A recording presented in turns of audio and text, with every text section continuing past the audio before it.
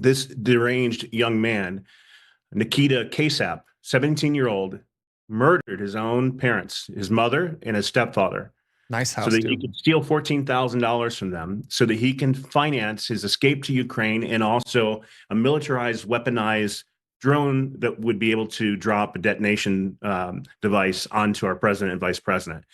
It's a very deranged kid that has, been psychologically abused.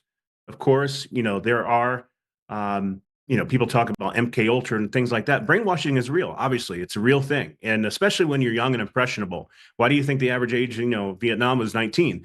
They send, they're looking for people that are young and impressionable. He's a 17-year-old boy, essentially.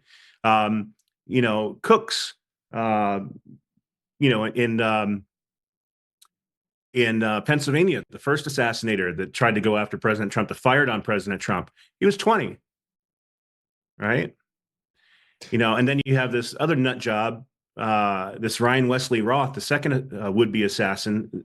He was definitely not a stable individual. So he was somebody that could easily tip and motivate him to come back here to the United States to try to assassinate our president. The guy was completely brainwashed. He was over in Ukraine. Russia is bad. Ukraine is good.